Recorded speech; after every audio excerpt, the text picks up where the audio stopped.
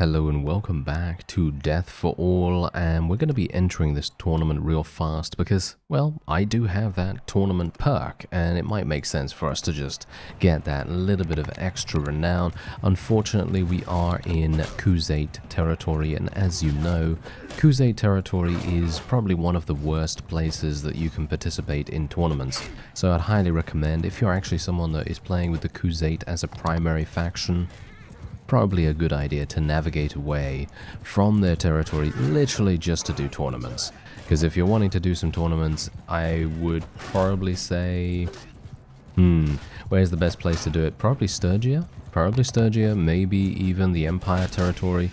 I mean, obviously Sturgia is pretty close by, but some of their towns are quite far from Khuzait lands. So yeah, there's also that. I think the Aserai actually have some pretty decent tournaments as well, so there's also that potentially for you. But yeah, for me personally, I really do not like doing tournaments in Khuzait territory at all. I think that it is inevitably going to end with the obligatory spear versus spear combat, and I am not a fan of that at all. As I demonstrated in one of the previous episodes, the AI doesn't seem to be a fan of it either, and they actually seem to be very, shall we say, incompetent. Yes, they seem to be quite incompetent when it comes to dealing with spear versus spear on cavalry situations. So basically, whenever they both have horses, you might as well just go AFK for 10 minutes or 15 minutes even, because obviously I have the zoom mod, so it makes things a little bit easier for me, because if they do get into a situation like that, I can kind of just go, you know what, I'd like to skip this particular bit of action, and then I can just make it go fast, you know, I can just make it speed up. But usually you obviously can't do that, so, you know, generally it might be a little bit difficult. Anyway, this guy's actually doing massive damage to me right now as well, which is really, really irritating. I'm actually hoping that my Khuzait spearman isn't going to die too easily. Ah, there we go. Whew. Okay, that was really, really pleasing to me. Unfortunately, he has advanced to the next round as well, so I'm not a big fan of that, but I can only just hope that maybe I'll be able to deal some damage to him in the early stages of this round here, and maybe we can take him out immediately. As you can see, there he is. He's right here. Hopefully I will be able to just murder him very fast. Unfortunately, my damage is very minimal because he does have some great armor on, as you can see.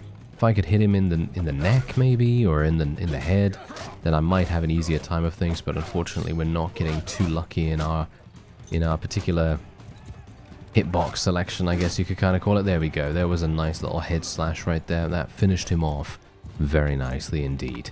Alright, so it is actually a free-for-all right now, so not sure if we're really going to be doing too well here, but I will try to just do a little bit of damage to each of them, and then I'm going to get out my bow. Might as well get out my bow a little bit here and see if I can maybe do some damage with that, because I'm obviously not going to get myself into too many risky situations while doing this. Unfortunately, my accuracy on a horse is pretty terrible, surprisingly enough, considering I am playing a bit of a horse archer based character, although that wasn't actually my intention. My intention was just to play a character that was gonna get into less dangerous circumstances, because obviously in certain situations you really want to make sure you're far away from the action, but you can still deal damage in those situations. So generally that's the reason why I decided, hey, you know what, I'm just going to use a bow and a horse, and that just happened to be the best possible, I guess, the best possible setup that we can go for. Whoa, that was some damage. That was easy enough, wasn't it? Yeah, that's the kind of thing that we want to really get. We want to get those kinds of weapons, if at all possible. And that's the thing that I've been looking for quite some time now. And hopefully we're going to be able to get something like that. Just going to try and avoid this. We don't have a shield or anything. He doesn't have a shield either, so I'm hopeful that I'll be able to kill him there. Oh no, he's actually very close to death. There we go. Alright, he got a little bit flustered at the end there. Probably the same as I would have been, to be honest. If I got hit like that and I only had like 5 HP remaining or something, then I would probably be in a pretty bad situation myself. But anyway, there you go. Alright, so we have now basically finished up with being in Khuzait territory. So what I'm going to do is I'm going to make my way back, because here's the thing, I did want to stay with the Aserai for the most part, And obviously we are part of a different faction as a mercenary, just purely for the fact that they offered. That was the only reason. However, I might be able to pick up a glaive or something like that at one of the other towns nearby. I'm thinking that we might be able to get something from here. We're getting a little bit unlucky here. Yeah, as I said in the previous episode, we're getting very unlucky actually in regards to all of this stuff. Oh yeah, by the way, someone said that I should outfit my my companion in better gear. Okay, so now here's the thing. I actually have outfitted him in pretty decent stuff at the moment. The only thing that I could really upgrade him with is maybe his chest piece. As you can see, this is his chest piece at the moment, and this is a potential upgrade that we could get him. It's literally just, it's not even that much more, to be honest. I mean, he's okay, you know, he's on a mount and everything. I mean, this is a little bit better, I suppose, potentially for him, but once again, still relatively low upgrade. So I was kind of hoping that he would just pick up something as we went, and maybe that would actually give him something decent. He's got some pretty good weapons as well. His horse is not that great, but it's not bad, you know, it's not too bad. So you don't have to worry too much about him. Thankfully, he seems okay, and I would like to do more tournaments, obviously, just to try and gain some more renown, but I'm primarily looking for a very specific polearm, because I would like to start using a polearm that can actually slash in battle, because if we're using something that is going to thrust, it is going to inevitably put us into more dangerous situations than we would otherwise want to be in. So that's the reason why I'm looking for something so dramatically here. But it doesn't seem as though we're actually finding anything that we could use. I am actually very, very surprised. I would have wholeheartedly assumed that we would find something quite quickly, to be honest. I really have no idea, but okay, you know, that's a little bit strange, but oh well. Never mind. Maybe we'll still find something as we continue making our way through Empire territory, because obviously, here's the thing, I'm not going to find a long glaive, almost certainly not going to find a long glaive in the marketplaces of the Empire, but I might actually find something else that is very specifically something I have used in the past. I'm not seeing it here, actually. No, I'm not seeing it here either. Wow. Okay. I guess we're basically just the most unlucky person ever right now. A Legionary Cape. That might actually be pretty good. I just noticed that we do have a perk point to spend here. Party morale is over 75. Yeah, we're going to be having to go for forced march here. The other thing is, well, as you can see, not that good. I'm gonna go for the tournament. Because this is an Empire tournament, so it's more than likely gonna be somewhat easier, potentially. I mean, I'm gonna be given thrown weapons, which is quite nice. I do like thrown weapons quite a bit. As you can see, I can do pretty well with them. Yeah, not too bad. You know, 35 damage here and there. And we also get given a one-handed sword, which is not too bad. And if these guys want to try and attack me, it shouldn't be that difficult for me to hit them with the thrown weapons. Or at least I hope so. Okay, there we go. Nice in the neck. And there we go. In the neck again. Okay, wow, double neck shot. Who would have expected that? Not me. Oh, just over his head, really. Okay, there we go. He's dead. And this guy was attempting to do damage to me, but that's absolutely fine. We outnumber them 4-2 right now. Whoa, this guy absolutely murdered him. I have no idea how he did that, to be honest. He has a very long spear, so it's not really that good for close quarters combat, but he was able to do something pretty dramatic there. Anyway, oh yeah, he's already been taken off his mount. Okay, yeah, he is just out of there. There's nothing he can do from that. So this is the Legionary Cape, as you can see. Not actually as good as I thought. I thought it was actually going to be better than that. Oh well. Never mind. Let me just make my way over here to this guy. Oh, hello. Never mind. I was actually thinking to myself, oh yeah, I'm going to just murder the archer, but it doesn't seem like I'm going to get the opportunity to do so, so we're just going to murder this fellow instead, and then we'll just take out this guy too. There we are, wonderful. Oh, everyone seems to want a piece of us in this particular tournament. What? Okay, oh, have they already eliminated my friend? Yeah, they did eliminate my friend already. Okay, who is Seleucios? Oh, this guy. Okay, I'm going to have to actually deal with him first, because no way we're going to be dealing with him in a one-on-one. Can you shoot this guy, please? Can you shoot this guy in the back, please? you know, he's actually hitting my shield right now.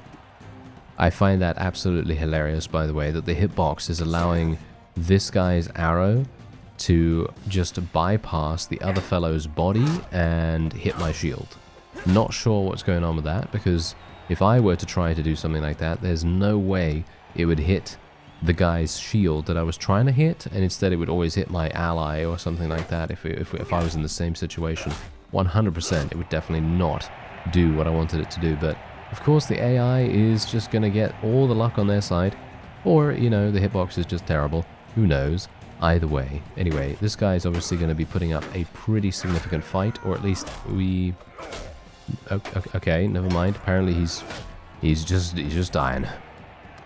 Apparently he's just dying. Alright, that's absolutely fine. I don't have a problem with that. Okay, so there we go. Legionary Cape, we actually won that. Let's actually just take a quick look at what we're... No, he actually has better. But look at this. There we go. We are now Clan Tier 2, which is perfect because we will now be able to make our way back to Aserai territory. And we're going to go on a recruitment drive. Yes, a recruitment drive is going to be what we'll try to do. Do I have any prisoners actually? No, I haven't. I have 0 prisoners. We actually sold all of those, didn't we? Anyway, let's go over to Danustica first, and then we're going to try to do a little hop, skippity jump all the way over into Aserai territory. And then what I'm going to attempt to do, if I can, is I will try to become a mercenary with the Aserai. Because I'd like to try and help them out a little bit. You know, get a little bit of relation with them, try to, you know, just get on their good side, so to speak, and then we'll see what we can do with that. Otherwise, here we go. This is what I actually wanted to get, but as you can see, it is extremely expensive because it is a fine steel one. Do they have another one here? No, they do not. Ooh, okay, you know what? I'm just going to get it, okay? I'm just going to get it. This is not something that I recommend doing, by the way. You should certainly not do this if you're not doing it for a series or something like that. But generally, I want this polearm pretty harshly. And maybe, I don't know, maybe you want it really badly too. And maybe you just want to use something like this. But yeah, primarily what I'm going to be doing is I'm going to be using this two-handed, right? So I'm going to be using it two-handed, so not in a one-handed sense at all. And we're going to try and see how much damage it does. I think it's going to be doing a pretty significant amount. Oh, yeah. So we're going to be going around all these places right here, because these are technically Aserai villages. So I'm just going to try and recruit from here, because these are actually noble units that we're seeing here as well. So that's really, really nice. And they're hopefully going to be able to level up relatively easily. And this is what's really great about the war mounts and everything becoming so much more accessible to the player character. It just enables me to get so many noble units and level them up into wonderful cavalry, and it's going to be fantastic. Or at least I'm very much hoping it's going to be fantastic. Otherwise, we're just going to continue just looking around here, seeing what we can do. I'm going to obviously do the tournament here if I can. Scout's flag. Do I care about that too much? We have a spice vendor right here who is potentially very, very good at trade. Do I want to do something with trade? I might do. So let's actually have a look-see here. Let's actually go and speak to this guy. I wish to form a caravan in this town. It's going to cost me 10,000. See, now this is what's really cool about the Aserai. They have a much cheaper variant of the caravan. So instead of paying 15,000, you're actually only paying 10,000. So I'm actually going to do this with Zuera right here. And she's going to go off and do her little spice trading and whatever else she's going to do, and hopefully that's going to be wonderful for us, because I would very much like to have a bit of passive income that is not a mercenary wage, because you never know whether that's going to stop all of a sudden. Okay, deliver the herd to Iakis. Okay, so what is this? You wanted me to do what? What am I actually? Oh, the hogs. Oh, hilarious. Yeah, it's really, really funny how this is a horse-based village, but they are telling me to take hogs. I'm going to assume that that's also a, I don't know, weird decision that the developers made, because people were doing the thing that I said before, where they were selling half of the horses for a significant profit and then handing in the quest and still getting decent amounts of cash from it. And as I said before, I just like additional options with that, even if it doesn't really give you as much of a reward. think it would be kind of fun to just give you additional options in general. That's the only thing that I was really getting at there. And otherwise, let's just move on. I'm going to just go straight on over to Yakis. I haven't actually gone there before, so we're going to be discovering it in just a second. What's this? Bandit base. Aha. Okay, so there's actually a bandit base as well. That could be really, really useful for us. So I'm thinking, you know what? Let's do it, because I'd like to try out my new polearm in infantry-based combat as well. And we're just going to speak to this guy real fast. There we go. I brought the 6 hogs. There we are. 1,000 gold. Not too bad. I don't even need to look at the at the marketplace any further, so that's actually really nice. Bronze scale shoulder pads. I don't really care about that either. All right, so let's just make our way over here. Why is this hideout marked? Why is that hideout marked? I have no idea why that's marked. Okay. I have no idea why these... Oh, those villages are noble villages. Okay, that's good to know. And the Britanians have declared war against the Western Empire. Okay, that's also decent-ish, I suppose. But otherwise, yeah, I am actually going to be leaving the kingdom right now, as I am not currently getting any more... Yeah, I'm making 200 from the mercenary thing, but that's not particularly necessary. So I'm just going to leave as the mercenary now, and we're just going to be taking this bandit base quest right here.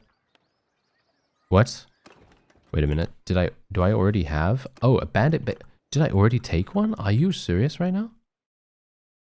Was that why it was marked? Wait a minute. Where did I actually take that? Did I completely forget about doing that? I must... Oh, yeah. Over there. Okay, I have 7 days to do it. Okay. I would actually like to contact Unkid, but I don't think he's actually available. Is he? Oh no, he is available, but we cannot send him a messenger because I don't have diplomacy installed. Oh dear. Oh well, let's just see what happens, because who knows? Maybe we're going to get contacted by someone else. Maybe they're going to offer me another mercenary, you know, mercenary position or something like that. Who knows? Maybe something like that's going to crop up sometime soon. I would be very, very pleased with that anyway, because obviously becoming a mercenary does basically do nothing negative for you. Pretty much nothing negative, at least. And you can very easily just leave, as I've just done, the kingdom that you're helping at any point, and then you can just go off and do whatever else you want to do. And thankfully, we are now going to be heading into this hideout, and I had no idea. I really had no idea. I must have completely forgotten about this particular quest that we took. And otherwise, let's just go straight on in. There we go.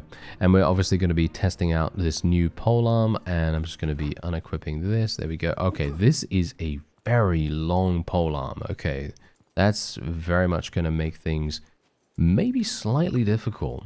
Maybe slightly difficult for us to deal with, but I do have a bow as well, so I might as well just snipe one of these guys. Nice headshot, or a neck shot at least. There we go, nice and easy. And I think we're actually still under the cover of darkness now as well. I think we're still having our stealth sort of attack intact, and so we don't really need to worry about enemies coming at us from all different directions. I can potentially just snipe this guy as well. There we go, there's a nice snipe right there. This guy is probably going to get sniped too, or at the very least I will be able to eliminate him before he's able to do anything. There we have it. I'm actually really surprised that they haven't noticed that their forces are getting picked off right now. Oh, I can't believe I missed that, really. He actually just looked at the arrow. Did you see that? He literally looked at where the arrow landed. That's very funny. Okay, so that guy is over there. Try and shoot him. Very nice little headshot there too. And bear in mind, my archery skill is not actually that bad. I mean, not actually that good, shall we say. It's about, what is it, 75 skill, 100 skill, something like that. Not really that good. So, definitely not expecting to do as well as we are right here, but there you go. Not too bad. I can actually tell my forces to charge in now, might as well. Really don't want them to stay back too much, just in case I do get myself into a bit of a panic situation here and there. That can happen very easily. And otherwise, let me just see if I can snipe this guy. Nice, okay. It's in the shoulder, but it's fine. He's got 2 HP remaining if he has no HP skills. Alright, there we go. And we do have my forces coming in from the other side. This is actually a very nicely coordinated attack, surprisingly enough. Nice headshot there.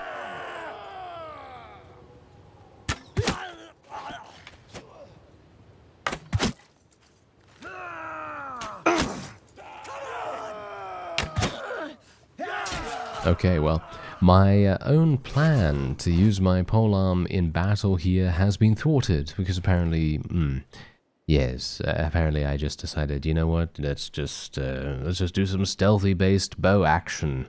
That seems to be what I did instead. I don't fight duels with brigands, and I will attempt to do damage here if I can with my polearm. This is an incredible polearm to use on horseback, but on foot, this is a pretty, well, as you can quite clearly tell, very slow weapon. I'm going to have to do a great deal to try and level this up relatively quickly, because as it stands right now, as you can tell, it's very unwieldy. It's going to be super, super difficult for us to use this in close quarters combat, especially if we were to decide to go into, I don't know, a siege or something along those lines. That's going to be extremely difficult for us to handle it, especially with my current ratings. As you can see, we have 96 skill in that. All right, let's have a look at shield bash. No, I'm going to go for 20%. Wow, 20% handling to one-handed weapons. That is an extremely nice bonus. As I said, they have reworked the perks and they've made a pretty significant difference as far as I can tell. Going to go for quick adjustments. I always very much prefer that. Plus 30% persuasion chance and a plus 5 to party size. I think I will be taking that because I won't be doing any smithing this time around. Otherwise, let's take a look at charm skill. I'm actually thinking that we will go for some additional charm skill here. My scouting is actually looking pretty decent too. I kind of want to increase my charm skill as much as possible, so we're going to just continue trying to increase that. And I would like to get into a meeting with one of the vassals of the Aserai. So maybe if we can get into their territory once more, thanks to the fact that I did forget that I actually had that task available to us, we will now be making our way over into Aserai territory and seeing if we can find someone to have a little bit of a speaky with, and then we'll see whether they actually have anything for us. Oh, Kareth is actually here. We might be able to speak to him, potentially. There we go. I have to pay a bribe to actually enter here, hilariously enough. Okay, revenue farming. We can actually do a task for him if we want to, but yes, I would like to enter into the service. Okay, so do I want to be a vassal? That's the question. Do I want to be a vassal?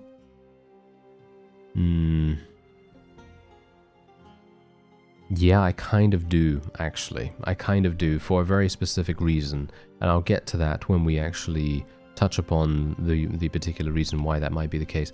Okay, so I need to talk to the... yeah, I need to talk to him. Okay, so what's this? I've not been able to go around to my estates collecting the rents that are owed to me and the taxes that are owed to the realm. I need some help collecting these revenues. Okay. Okay. I actually don't want to do that. Hilariously enough, I would prefer not to. Because if I do go ahead and do this, I'm going to be ending up losing quite a lot of relation with the various people in the area, and that is something that I would prefer not to do, especially against Aserai,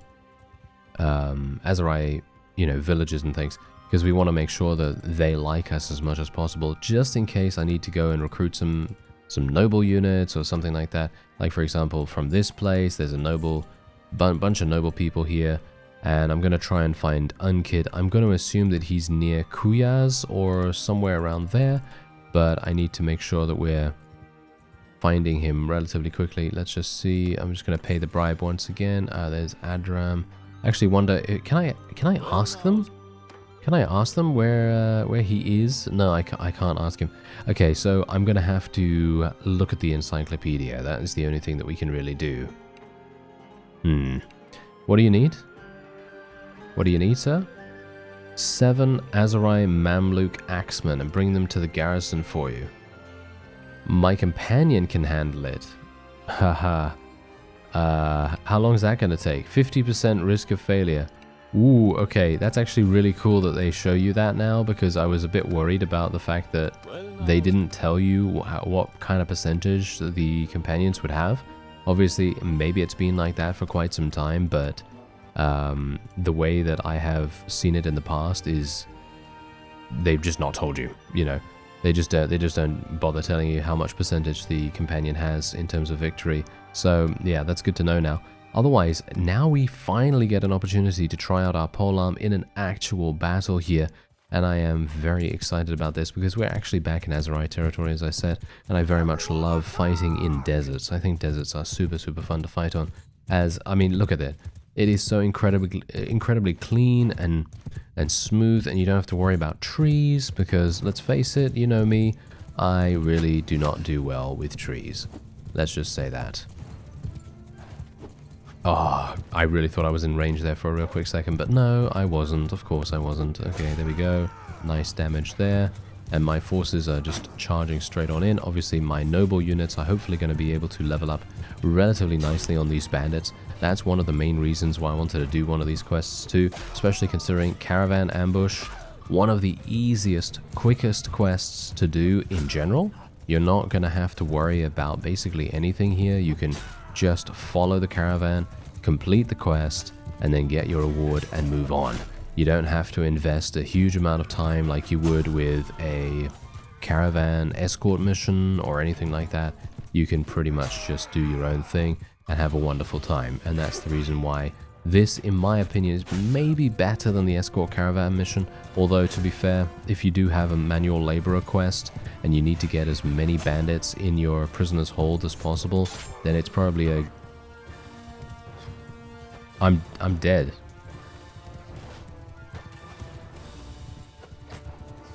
Yeah. I'm dead. He killed me. That guy actually killed me. Alright, well, I'm actually kind of interested to see what happens from now, because I just literally purchased a weapon for 30,000 or 35,000 or something like that, and I actually wonder whether that weapon is going to be in the inventory waiting for me, or whether it is not. If it isn't, then, well, that's actually kind of sad, but yeah, that seems to be the end of... the end of Bruce's adventure. However, that is not the end of the series, because we still have Purios in our clan, so I'm very much hoping that we'll see what happens here with that.